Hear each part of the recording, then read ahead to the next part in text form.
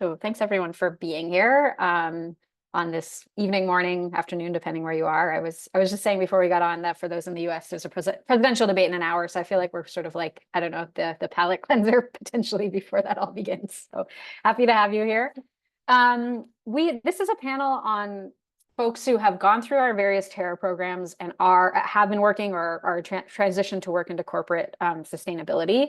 And for those in the room who were not in our course, the Corporate Sustainability Leadership Accelerator, this panel sort of came out of that course and graduates wanting to know like what sort of skills you need to highlight as you're pivoting into the corporate sustainability space. And so I'm super excited to have three panelists here with us today, and I'll start in the order that they appear in my notes. And oops, that just disappeared off my screen. So first we have Krista Durlas. So I'm just going to put the spotlight on you, Krista, so everyone can see you. There we go. So Krista's educational background is in industrial hygiene and environmental management. For 15 years, she led environmental sustainability initiatives primarily related to water and waste in local and federal governments, nonprofits, startups, and Fortune 500s, including Whole Foods Market and Motorola. She then downshifted to teach courses in sustainable business practices in higher ed while raising her kids. And 2 years ago, she decided to pivot back into full-time climate and ESG work. She's upskilled in data science, earned an ESG reporting credential, and completed 5 Terra.do courses. Yeah, frequent flyer, including Janice's supply chain decarbonization class. She's currently based in St. Louis, Missouri, and is now the climate and energy manager for the North American division of Bunzl, I hope I said that right, a global Fortune 500 distribution company headquartered in London. So hi, Krista. Thanks for being here. And then I'll move on to Erin. All right. And so next is, where did Erin go? Erin. And did Erin disappear on us? Oh, there's Erin. Perfect. So Erin is a sustainability change agent who finds innovative ways to reduce carbon emissions to help companies meet their environmental and business goals. For the past decade, she has led strategic programs to spur climate action and decarbonize the value chain. Most recently, she was on Salesforce sustainability team, where she served as a leader and trusted advisor to business units across the company, advocating for sustainability in every aspect of the global portfolio, including real estate, renewable energies, supply chain engagement, and carbon accounting. She's currently looking for a next role to support companies to become net positive and help ensure the transition to net zero is swift, credible, and equitable. She's based in Sonoma, California, and just completed Terra.do's Corporate Sustainability Leadership Academy, which is what I was talking about earlier. And then last but certainly not least, we have Mick. Sorry, let me just admit a couple people in the waiting room. All right. So Mick is actually joining us from Melbourne. So I know this joke gets tired, but for those of us in the US, he's in tomorrow already. And Mick has accumulated over a decade of experience at Big Four consulting firms, advising large corporations on financial performance management. Late last year, he decided to shift his focus towards the clean economy. Realizing that success in the space requires more than passion and enthusiasm, he enrolled in the Learning for Action course. So that's our flagship course at Terra.do. Mick has since secured a job with a B Corp certified consulting firm offering sustainable business planning services. And he found that LFA equipped him with valuable new insights, but also helped him meaningfully connect with his future manager over shared values and getting the role. So we're excited to have him here. Maybe I'll just start with a somewhat broad question. And I think these came across a little bit in the intros, but I want to give you each a space to address this. And maybe I'll just start with Krista for sake of going in the order I introduced you. What was your journey? Like what brought you to working in climate? And I know you've been working in climate for a long time, but like if you can talk about your journey that brought you here and maybe the journey that keeps you coming back to the climate space, because I think that's also important. I think that, I didn't always work in climate. I just started, but I always worked in the environmental field. And I'm just one of those people who is like completely driven in that direction. And I literally can't work anywhere else or do anything else with my time. And I think a lot of people at Terra.do can relate to that. And so I've found myself doing it in a lot of different ways. Whether it was just like I've worked on every aspect of compliance, from advocating or being a regulator or being regulated. And then, I started in the 90s, so I've been here for the whole sustainability like arc, right? And the momentum in the ESG space is like what like more is happening right now than ever in my life, even though it doesn't feel like it to a lot of people. And so like I had to jump back in, even though I don't even necessarily need to work, like I want to so bad, and being back in it has been really helpful. But my journey has really been about every step I take, I try to like enlarge my sphere of influence. So whether I was like at one company helping them be better corporate citizens, to then helping one company work with their supply chain, and then as a regulator, or at EPA worked on the sustainable sectors program, so worked on a whole sector, and helping them change their way they did things. And then as an educator, helping like every future um, environmental manager, change the way that they think or their perspective and how they would do the work everywhere they worked. That's kind of how I've been, pursuing it. Great, thank you. Erin, how about you next? Yeah, really excited to be on this panel. So I started out, I grew up on an intentional community. It's a bit of a hippie commune back in the 90s, and have really wanted to work in climate and environmental from a young age, and thinking about how do we protect our natural ecosystem and be that environmentalist. Both my parents were really activists, and I was thinking about how can I have a career in this. So I studied at UC Santa Cruz, got a double major in environmental studies and politics, and then really did a lot of internships around energy efficiency. I was a intern at PG&E for a second, and then realized I did not want to work at a big utility. But really went into more of a policy angle around how do we require stricter codes and standards for appliances and building codes in California on a federal level. And then have always really been interested in doing professional development and figuring out what's next. I think working in sustainability, it's constantly changing, as Krista said, and there's so many courses to take and upskill and continue learning. So I did a lot of work on green building courses, got my LEED certification, and then landed a role at Salesforce on their sustainability team when it was just two of us working on real estate and workplace services sustainability, and transitioned there into renewable energy and a lot of different opportunities as things came, as we were kind of developing what our climate action plan was going to be, and thinking about what does that mean for our major climate action commitments as a corporation. I was laid off last year, and so I'm looking for the next role, but have in the meantime taken a lot of Terra Do classes and other courses that just really keep me connected. So yeah, I'll hand it over to Mick. Thank you. And I reckon I'm probably on somewhat on the other end of the spectrum from an experience perspective. I haven't spent all of my life in sustainability, while I have definitely always had an interest for it, and like climate change and all of its impacts on, yes, specifically Australia, given that's close to me at the moment. Has definitely led me to be even more interested in trying to do something about it, or at least be part of the solution. But yeah, it's only been very recent that I'm in what I still call a climate job. So as mentioned in my intro, I've been doing basically just boring performance management at consulting firm and all that kind of stuff for years and years and years, and then just felt like I need a change. I want to do something that's more meaningful, more fulfilling, and actually has a proper impact. So that's when I started looking for alternatives, and sustainability was definitely one of them.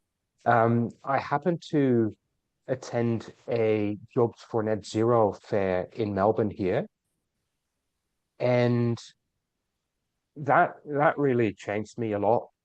I never had that much knowledge, or I never heard so much about what the jobs in climate could be, or in the clean economy, I should say.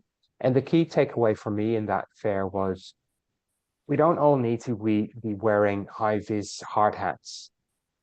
We need all kinds of different jobs or all kinds of different skills in the clean economy. And that was really an eye-opener for me. They joked that they even needed accountants and lawyers. That got a lot of laughs in the audience. But project managers were high in demand as well. And since I've basically been doing project management for most of that time, I thought, oh, this is a good ticket into the clean economy. So that's why I started pursuing it. And it's also where I came across TerraDo, started investigating them a bit more, and then ultimately joined the Learning for Action course.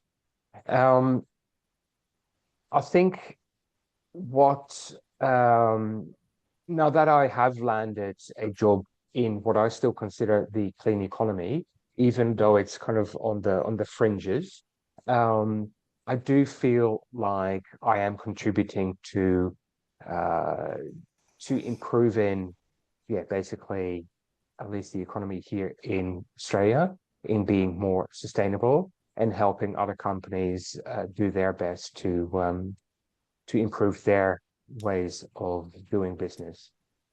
So that's a bit about my journey.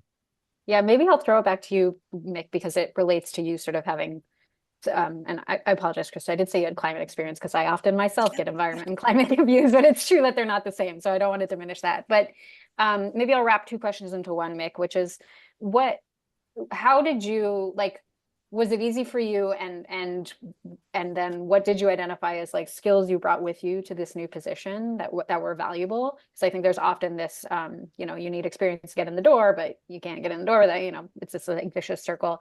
And then I think probably encircled in that is what was helpful as you're making that transition to like talking to people, what part of what could you suggest to folks who are trying to do that transition as well? And then we can go around the room. Yep, thanks for that question. Well, I think there was a bit of a question in there, and the answer is yes, it was hard. For me, that it was hard. It wasn't that easy, because at first I was looking for, let's say, the true climate jobs. What I mean by that is, I was applying for jobs at wind farms, offshore wind farms, for instance. But they needed high degree of engineering skills. Even as a project manager, you needed to have engineering skills and have done big infrastructure projects and the likes. And the same for energy type companies. While they are looking for project managers, which is kind of talk about the skills, that is one of the main skills that I can transfer.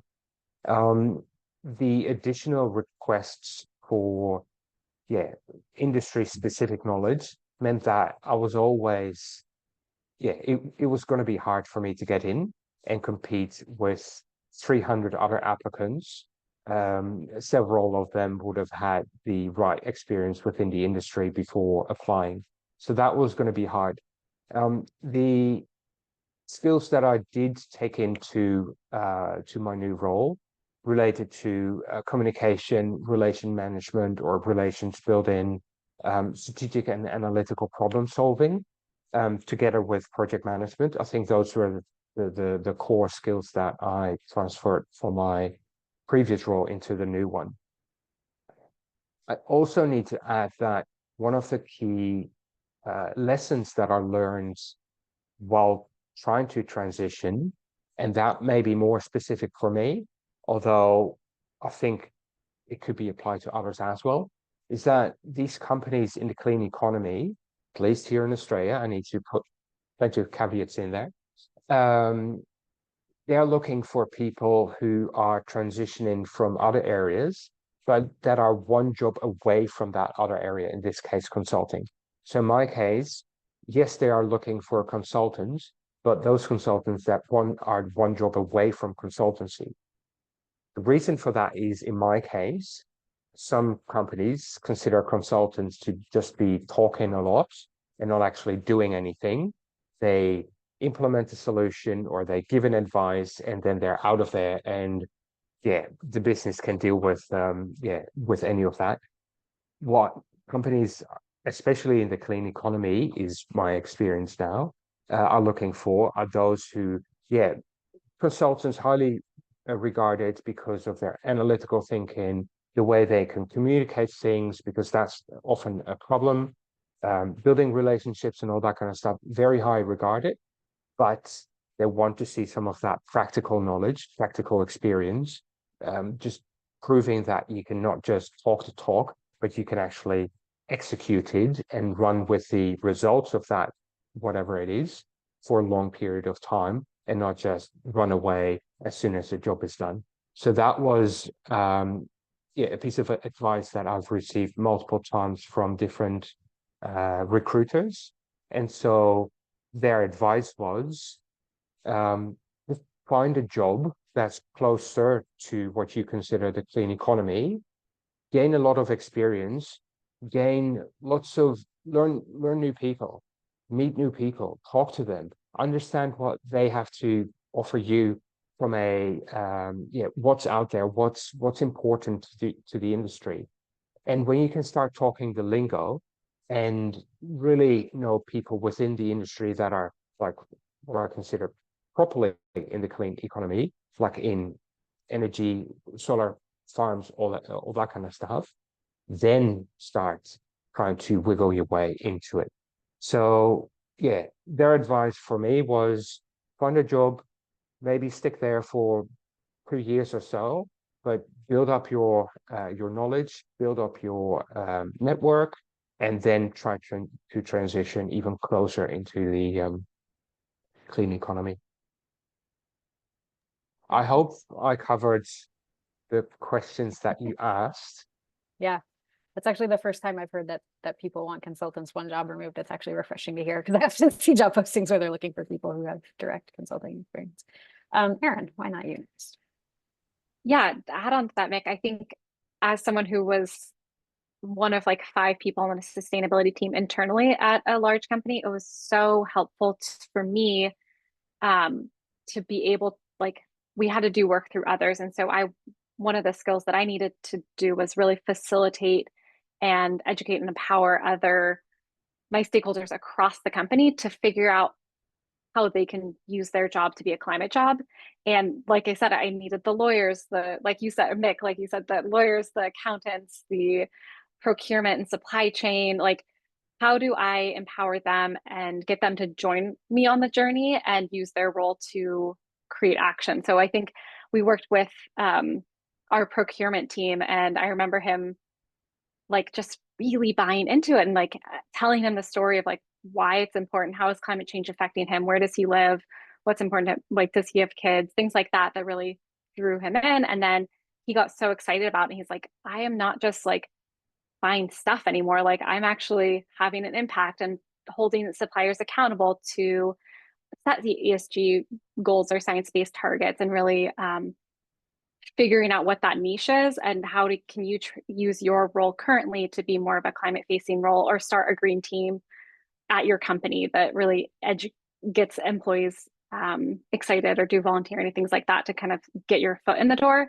I think the other skills that I have learned is you're operating a lot of ambiguity with sustainability. Everything's changing, and like you have to make decisions with limited information and have that confidence of like, okay, I'm always learning, and it's okay to say that I don't know something and I'll get back to someone, because it can be pretty intimidating to not like to be in a room full of experts and have to say like, okay, we've got to like figure this out. We have to be creative and kind of think outside of the box, as they say. And I think the other one is like a lot of facilitation and consensus building, and kind of understanding where others are coming from, because when sustainability is at the table with like procurement, or I don't know, something like that, there's a lot of other competing narratives, and you have to figure out what are their perspectives, what are their pain points, and then try and move change in that direction. And I think Janice had a really fun line that I have found myself saying: if someone says no to you, it's your opportunity to say like, not today. But what, figuring out what would actually drive them and come back to them with a different proposal, or maybe we can do it at a smaller scale, or just really figure out and talk to them. So I think it's a lot of like soft skills that are really important sustainability advocates, or in the sustainability role, and finding those advocates throughout the company. Thanks. That's really helpful.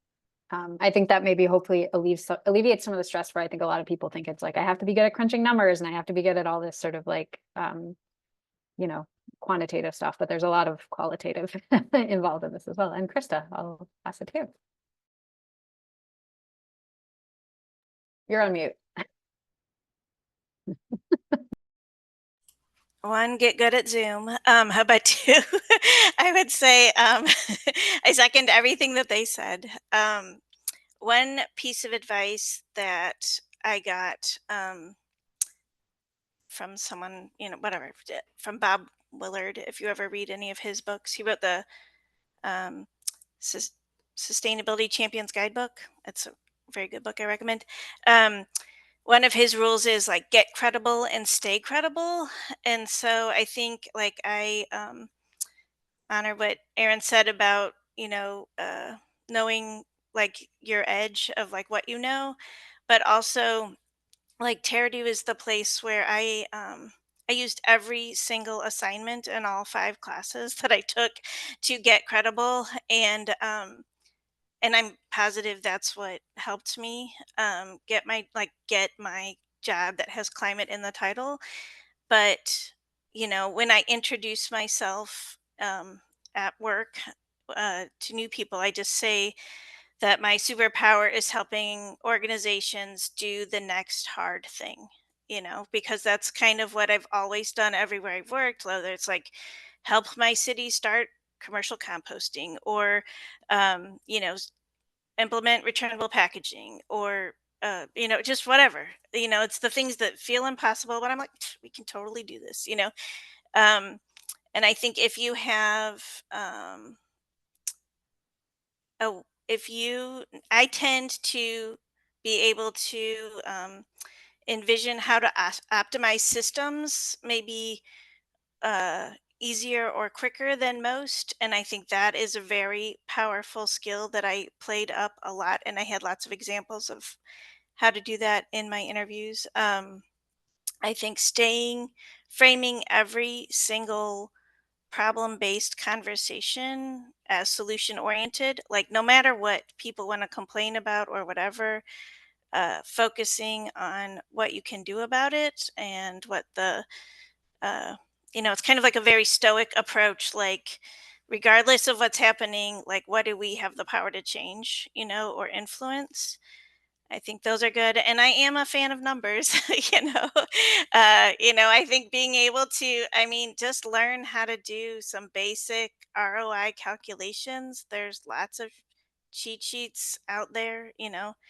Um, Friend me on LinkedIn, and I'll teach you how. I've taught environmental accounting for like 15 years.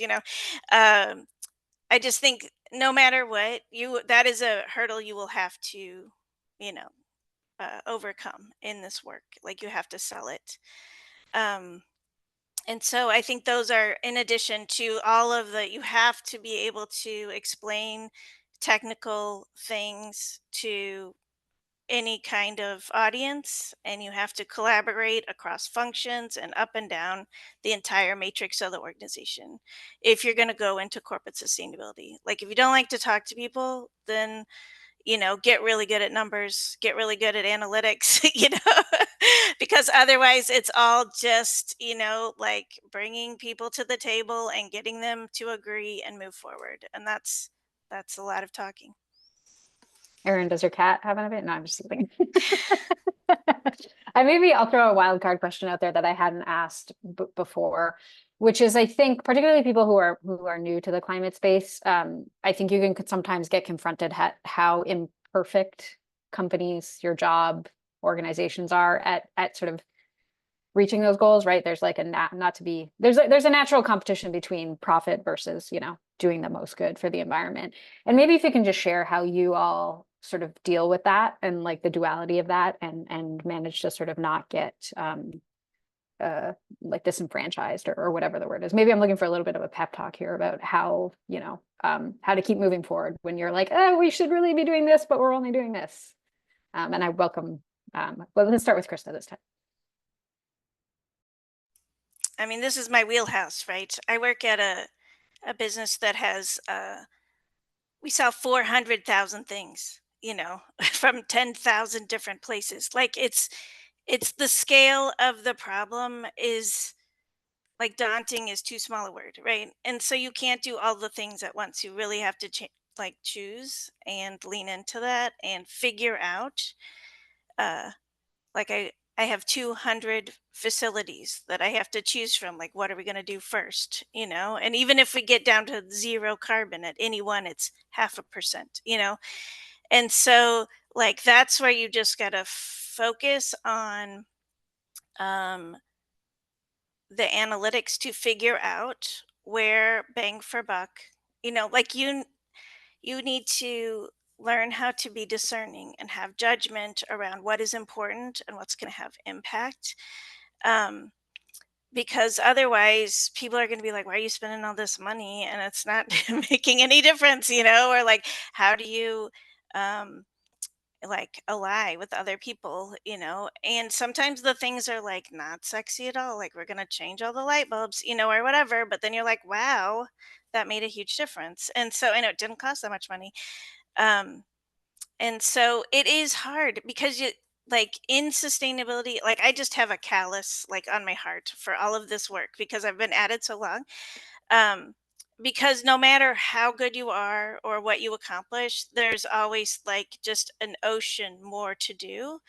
And so that's where I like really lean hard into stoicism again. It's like, look, this is the time I have, these are the resources I have, and it will make a difference.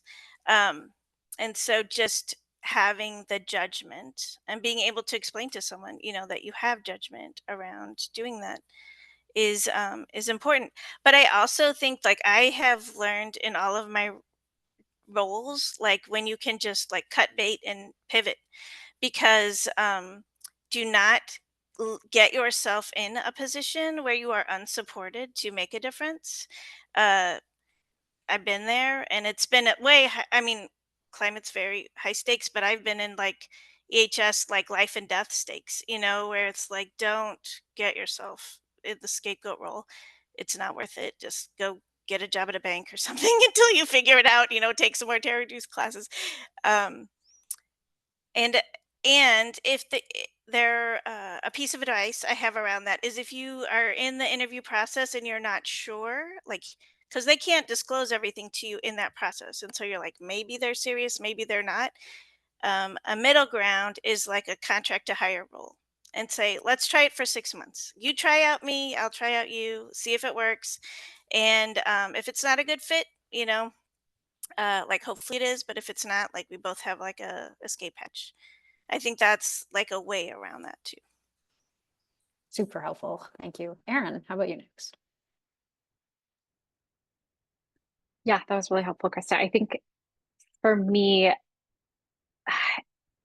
it is figuring out where you like setting a boundary of like you've done enough, whether for the day or the week or something like that. I think like you can get really caught up in all that needs to be done and not take care of your own personal health and well-being. And I think I saw this on LinkedIn, but someone posted and it really resonated with me. Like I set a limit and like say, this is I've done enough today. I'm gonna go out and like sit in nature or do something that like feels restorative to me and kind of connect you to nature or whatever your whatever feels restorative to you. I think you can be in a lot of conflicting positions and not feel like you've done enough. And it's yeah, that can be a really frustrating position to be in. And so I think the solutions oriented mindset or like having that just a mindset that, oh, it's called self-care. Yeah, thank you. I don't know. Yeah, thank you. I'll pass it to Mick. What do you think? Fully agree. I actually think a couple of things popped up in my head when I heard your question, Cynthia. I think firstly, it is about prioritization. You can't tackle everything at once. So biggest bang for your buck, or even try to get some momentum going, small wins that will then cascade into bigger wins on and on and on. So sometimes it isn't even about biggest bang for the buck. It's any bang for your buck so that you can have some runs on the board and then you can, and this is where credibility then also comes in. Once you've got some runs on the board, you can then take it further and further and further and get more and more people involved. That will, again, using the snowball example, just gets bigger and bigger and bigger. So I think prioritization is a way to look at it. In that way, it also means that it's fine if you haven't done everything just yet. That's all part of the plan. We pick a topic and then we go from there. The other one that came up into my mind is put yourself in the shoes of, in their shoes. What are they thinking? What are their needs? What keeps them awake at night? You might find that, like, well, let's have a think of business that the company I've joined. We try to be very sustainable in everything that we do.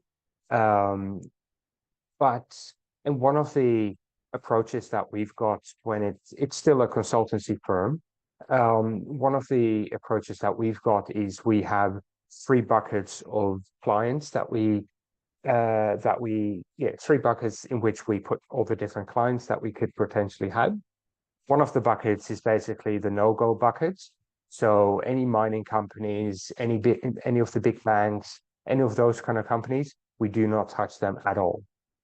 And then on the other end of the spectrum, we've got the truly sustainable operating companies.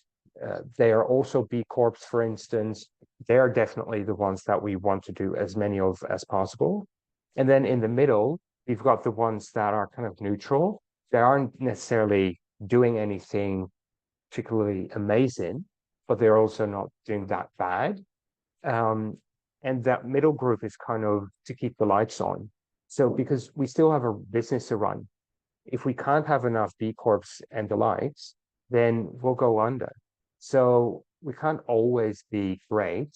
We still need bills, or there are still bills to pay, mouths to feed, and etc. So in that way, again, it's a bit of prioritization, and also putting yourself in the shoes of, in this case, the owners of the company who need to keep their business running. Then, and there are 2 more that popped on my head, celebrating the wins. So when you do have an achievement, even if it's a small one, make sure to celebrate it. Internally within the company, do something fun, even if it's just a great celebratory email or something, or outside LinkedIn, celebrate a success there. Small things, they do add up to bigger things. So make sure to just acknowledge the win that you've had. And the last one that popped up in my head is I reckon the Learning for Action program actually teaches us a lot about how to deal with this kind of situation. So if you haven't had the opportunity to do it, and if you feel like this is something that is impacting you, consider taking that course, because there's a lot of tips and tricks that you can take away from it. Yeah, and at the risk of answering my own question, I gave a career pathfinding talk yesterday. So a couple of those of the advice, a couple of the tips that I give is, like, I think community is really important. So the fact that you're all here, I think, is really, really big, and like thinking about what we're doing as a collective. And if you think of this as a movement, I mean, it's a movement, and also, socially and sort of across industry, these movements always take time, and they're like a critical mass, and we're not at critical mass yet, unfortunately. And so, just keep thinking about it that way. But I do think, Krista, what you brought up is super, super important, which is, you just want to be careful that it's the right fit and the company is not using you as a scapegoat. I think that can be like, for lack of a better word, when you're new to the industry, it can be a little hard to have that bullshit detector. So like, talk to people about it, and get comfortable with it. But that's kind of what I was trying to get at, is is A, things can move slowly, and B, you want to make sure you're not unintentionally causing more harm than good for a company. I can keep going with questions, but I would like to open it up to the audience in case there's any. So either feel free to drop them in the chat or raise your hand, and I'm happy to call on you.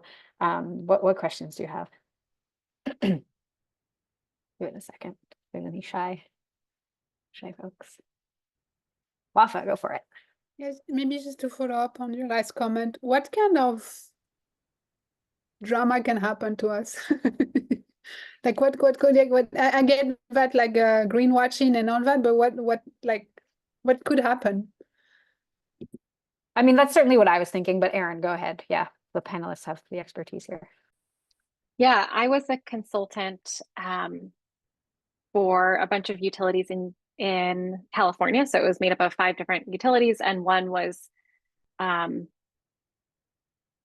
really focused on gas, and that's what they sold. And I was a consultant that would advocate for stricter efficiency standards at a federal level for appliances. And if someone's profit is driven fully by gas, it can be a conflict to advocating for stronger efficiency for appliances. And they can be using you to write comment letters that do not align with what technology says is feasible and would actually save consumers money, but reduces their overall profit. So I think utilities, it gets conflicted if there's no accountability for how much what they sell, and I'm trying not to name any names, but what they sell and what they're mandated to reduce or advocate for emissions. So it depends on what the regulating body is, but I think you can get in some trouble there. And it's more just like, for me personally, it was a conflict of my values of advocating for something that I knew was not reducing emissions technically feasibly, or yeah. Happy to open it up to Krista or Mick if you have anything to add. Sure, I can go. I'm trying to think of the different times in my life, right? I think I've had issues before where I joined a coalition of businesses to work on what I consider to be like a noble endeavor, but then it got co-opted. Once we were engaged, then I was really young at the time. But I was also like a co-chair of one of the committees, and everything. And so I was like, I was kind of caught, and it was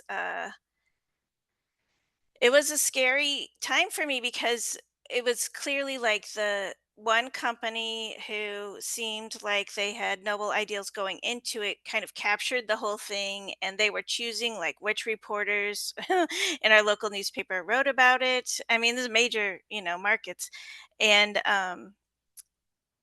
they replaced the heads of certain council, and I mean, it was crazy.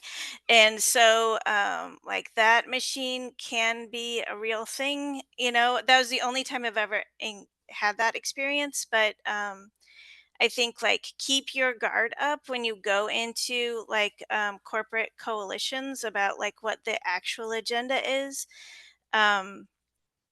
And like the organization I'm in now is kind of like, we will show up at lots of things, but we're not big and joiners, uh, like officially. And I can kind of see why from having that bad experience. I mean, we are in the like certain very big first movers and things like that coalitions, but smaller ones, not as much. And then I had another one that was good. I think like stakeholder engagement is a scary thing. And so and almost any part of this work, like part of sustainability is thinking through the second and third and fourth order consequences of your choices, right? And the people part of that is part of it, and that's where the drama comes from.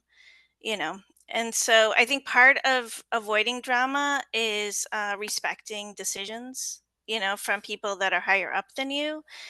And like when they say no, like, you shut up, but and you can say not yet, not this way. Okay, I hear you, learn from it, move forward. One of the first questions I asked when I was doing my meet and greets with everybody in my organization was, um, like, what have you pitched and not succeeded at? And how did it go? Like, what did you pitch? How did they respond? All of that, because I need to get yeses the first time. And so I think that was a valuable question. I hope. I mean, I haven't had that. This is a new role for me. Like, I just took all those classes in the spring. I just got this job in the summer. It's the fall, barely. And so I haven't pitched anything big yet, but I'm hoping to be on better footing because of that round of questions. Make anything to add? We can also move on if you. No, nothing to add here. Okay, awesome. Thanks, Wafa. That I think that's a good question to ask, and I should have been more clear about that. And I also think Erin brought this up a little bit, but like often sustainability goals, the ethos the company has can pivot on a dime, and that can be difficult too. And sometimes it's related to regulations changing, sometimes it's related to companies shifting missions. But yeah, I think there are just things to work out to watch out for. And I still go back to Krista's advice, which is like, you don't have to stay. And I think it's really, really important to remember that. And I can think of like one big software company that I won't name, but it's probably easy to figure out, that like had a really strong sustainability team, but they were also providing, servers to like ExxonMobil. And I was like, cool, all the work we're doing on our sustainability team is nothing compared to, empowering a large fossil fuel company. So those are the types of dilemmas you're going to walk into, and you just have to decide if you're comfortable with that or not. Any other questions? I know there was a question about the typical playbook in a corporation and where do you start, which is a really big question. But if anyone, I suspect this is like sustainability playbooks, like if you're joining, like how do you start? Yeah. Anyone want to answer that big question? Yeah, I will say, not to plug their courses, but I've been in the sustainability, as a corporate sustainability leader for quite some time, and I took the class because it's just constantly changing, different perspectives. I really did get a lot of value from that course. And I think because it really depends on like what type of company and what you're interested in, but I think there's a lot of resources out there. And I think part of it is like not reinventing the wheel too, and collaborating with, oh, sorry, my cats are yelling. Collaborating with like industry groups and things like that, of like, hey, I'm facing this challenge. How do I set this goal, a climate commitment around this or something? I'll get back to you, Nolan. I can send you some resources. I think there's a lot to go. That would be fantastic. I'll share my email in the chat. Go ahead, Krista. I think sure. Like in my I like that book that I said already, right? And like everything that Bob Willard has ever written, he like literally got his PhD. He was the sustainability guy at IBM, and then he got his PhD in like, how do we do this right? How do you change a company from the inside about stuff that's expensive, basically. And so his work, but then also right now I'm reading The Value of Values, which I find very helpful and very like a very modern take on the same things Bob does. I think just focusing on future fitness, I think, is just risks and opportunities, like that's the language that everybody's going to speak inside the business, and focus everything you're talking about in terms of that. Like what's it going to cost? Like, in where I work, everybody says, is the juice worth the squeeze or whatever? Like every day I hear that from someone, just kind of gross, but that's just how everybody's thinking all the time. And so those are my like kind of external ones. And then internally, I feel like it took me a long time and I feel like it never ends in terms of getting my arms around the data, because the climate data is all the data. Like, you know what I mean? And it's usually like, there's the real estate data, there's the fleet data, there's the utility data, like they're all different places. And so you have to, get all of those things together and then be able to look at them in a way that is useful to make roadmaps and things. And so, like in my case, I'm the climate person, right, for all of North America. And like we have a sustainability team, but there's like packaging people and policy people and fleet people, whatever, but I'm like the climate one. And so we have a separate thing, every good thing in the earth, that we have a separate ESG data team that delivers me clean, complete data to work with, which is helpful. Like lots of climate people don't walk into those situations. But to me, like just getting your own head around what's happening there, I think, and having every possible conversation internally. And then I never stop paying attention to what other companies are doing. And I feel like I've never been better at that. Even as a professor, I was never better at that than when I was in Tier 2 classes, because it's just every project you're looking at like a different company and their CDP report or their sustainability report or whatever. And I've stolen so many good ideas. I mean, that's how I got my job, because I was able to say, well, this company's doing this and this company's doing that. And I think, this solution fits here or whatever. And I came like preloaded with like just all the right answers. And that came mostly from like I felt like I put myself in a boot camp, of this. So that's where I got my playbook from. Thank you. I saw a question up here. What resource is it critical for you to have access? What resources are critical for you to have access to or influence over in your current roles?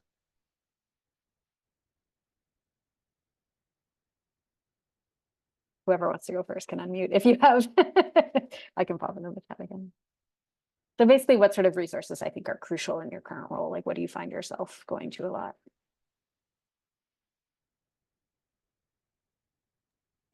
I think going back to like the role of doing work through others, it takes a lot of work, but you have to, I think like I relied a lot on the experts who like they were the legal team, and I relied on them, and I pitched something to them like, hey, how could we hold our suppliers accountable? And then once they're kind of bought in and like we're all on the same team and kind of figure out, they use their skills to figure out how can we actually make this a reality. I think so. Resources for me, it was a lot of people and stakeholders across the business. And then what Krista was saying, a lot of just like thought leadership groups and groups of your peers who are tackling the same problem. I think what Cynthia was also referring to of like building community and having that support, because you're going to be doing things that people have never done before, or you're facing challenges that someone else has already faced, and you can kind of have that thought leadership or that like just feedback from your peers. And it's helpful because you want to be able to ask questions that you might think are stupid or something like that. That's like, hey, I'm really struggling with so and so, and how would you address this? I think I've been a part of a few different groups that like Women in Clean Tech and Sustainability, and they do a mentorship program, and I have stayed in touch with my mentor that I worked with, and then I've also mentored as well. And so it's just I feel like building the community, whatever platform you choose to do, is really helpful. I completely second that one, Erin. Yeah, fully agree. Network, other people are facing similar challenges. How have they solved the problem? Or if they haven't solved the problem yet, can you work together to resolve the problem together? Yeah, many brains know more than one. It's all that just tap into the resources out there, but not necessarily, or also books and internet and all that, but probably the people side is the most important one. I want to say, like, to tack onto that, a thing that's every place I've ever worked, this has been the thing where if like you need to be able to drive change, whether it's from the bottom or the top, right? But you have to like push this thing out into a giant machine. And so if the like network of people doesn't, if there isn't a green team in every location yet, or if you don't have champions like at every level of the business, then I would say like look around and find out what part of the business already has that. Like, is it in safety? Is it in purchasing? Where are those channels like already existing that you can totally like co-opt, and then like align with whatever they're doing, and then things will kind of like spread out from there. It's kind of like you have to make it like a virus, you know? And so if you don't walk into a place that's already like, we've got sustainability on lock, which nobody does, then you have to find like, because you can't, it doesn't matter like how beautiful your plan is. If you don't have people that can drive it through all the different,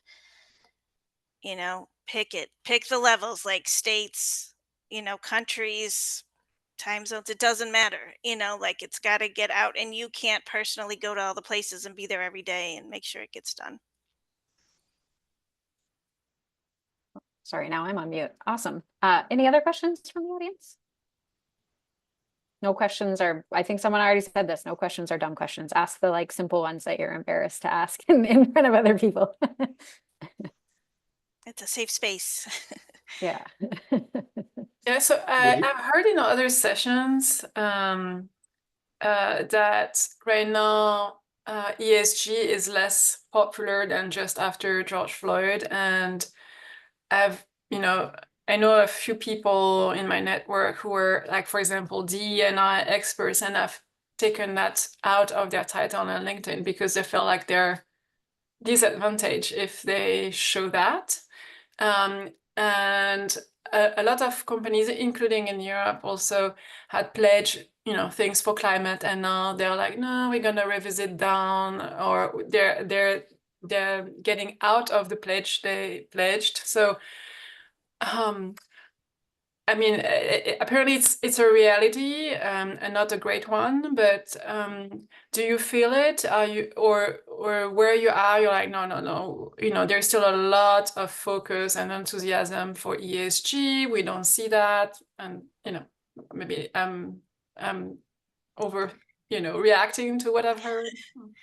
I would love to jump in on that one, even though I'm talking too much, I know. But I feel like, because when I was like, I'm going back to work, it was like, I wanted to do ESG at Deloitte. And so I was like, that's what I'm doing. I'm going to change all these companies. It's going to be amazing, And like a good piece of advice I have is like, look for unusual search terms. Like I never was searching for climate manager.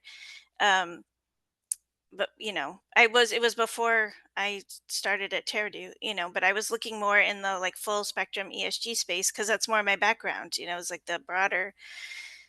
And I think that people are like, the green hushing thing, I think is you should not take the external signal as the reality. I think that like in my organization, we have a big fleet of diesel tractor trailers because we move stuff around and we import stuff all over the world. And so there are some, like, we have science-based targets and commitments, but there are some it is questionable, right, in 2024 about, can we get to 2030? Like, can we do what we said we're going to do? And like, we're on track right now, like so far so good, but it's like, oh, some of this stuff feels scary. Like, can we afford it in the time we have? And so I think while the work continues, I think that there's less like fluffy talk, if that makes sense. But I don't think that the people doing the work are any less at it. I think there's I think in the investment community is just saying, hey, we need you to be focused on everything. Like you need to do this in a smart way that makes sense. And don't just go, blowing money, and think it's going to be a good marketing, like that might not be enough for all the markets out there right now. And so that's how I'm taking it.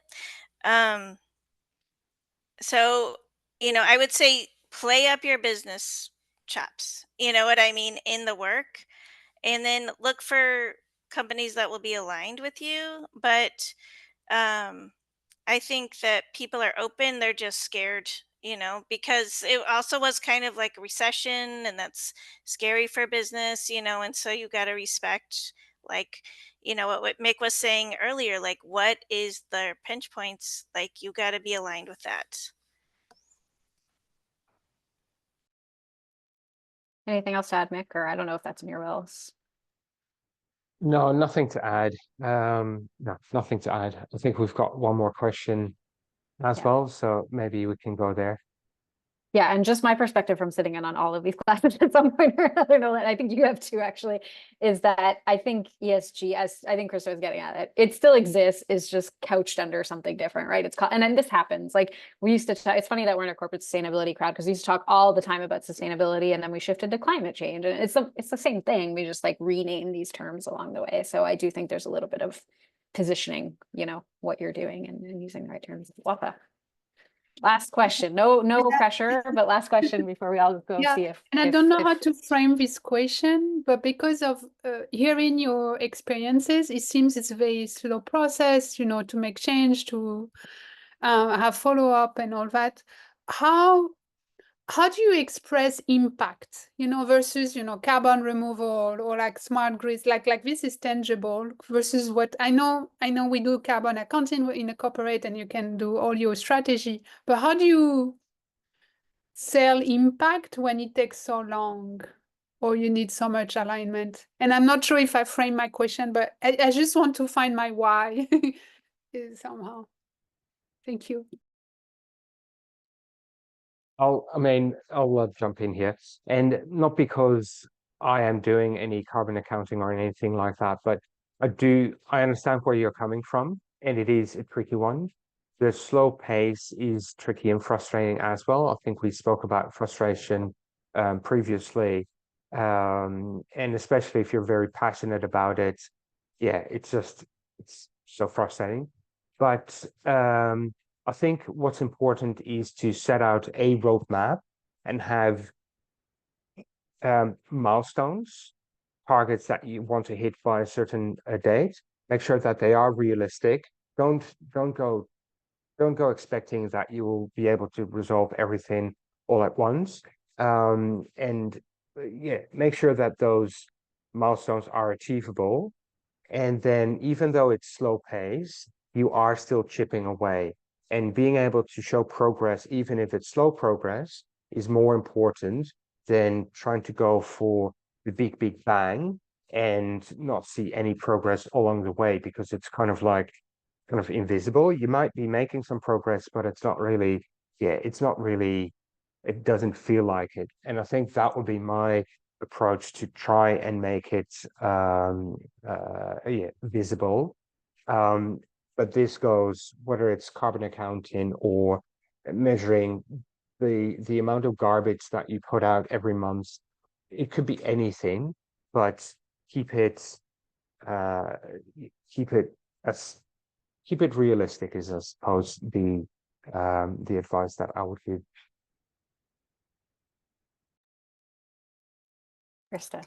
I would just say that, your small wins turn into big ones. You know what I mean? And like, keep your eye, like you are changing the world. Like, and if you don't do it, like to me, when I was a teacher, I would always say, like, if not you, then who? Like, someone has to do this, So part of it is like just stepping in with confidence, like you are educated, you know about this stuff, like you have enough to go on, and you're smart enough to ask other people for help, you know and like together you can do it. I've done it over and over, where you can just I have changed like federal laws that have gone to the Supreme Court and won. You know what I mean? Like I've had a role in it, right? And so like you can do it. You just have to do it though. You know what I mean? Like you have to like step out of the fear and like go to work and then show up every day and don't take no for an answer, you know, respect it, go back, revise, ask again, you know, but you can do it. You can totally do it. And you just have to be patient, like with all of the process, but it's worth it.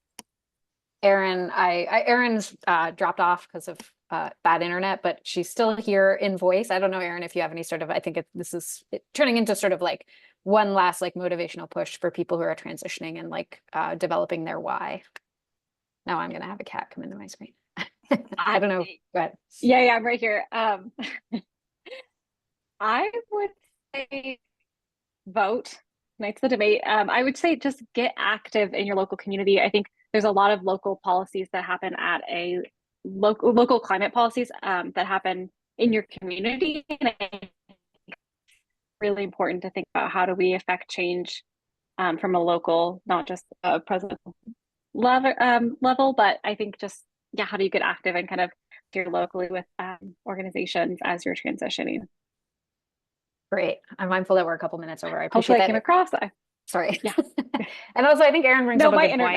point. I'll give that, like, vote might not seem the way to do this professionally, but the more legislations we have that require companies to do these things, the more jobs there's going to be for people, right? So that's also big. And I think Mick brought this up. Your next job doesn't have to be the perfect climate job. Think about it as a step, right? And that's my motive. Sorry, I do a career talk, and it's coming out a little bit tonight. I realize I'm not an analyst, but I've been in this space for a long time and helping people get jobs in climate for a long time, and I think that's a big mistake. People want the, like, you know, the job, and there's a lot of ways to get there. And sometimes the job is actually, I think Krista brought this up, is not actually the job you think it is. In any case, I think we should all, you know, for those of us in the US, I already mentioned this, it's debate night, which I'm told has just started. So I will let everyone go and see what the fate of the climate looks like in this country. And Mick, I thank you for being here from Australia, Krista from St. Louis, and Erin from the Pacific from San Francisco. And yeah, if you, the recording will be sent out to everyone who RSVP'd, so you'll be able to watch it after. But thank you all for your time. I really, really appreciate it. And thanks everyone for joining. Yes, absolutely. Friend me on LinkedIn if you have any more questions. Yes, same here. All right. Good night, folks. Have a good one. Absolutely. Thank you, everyone.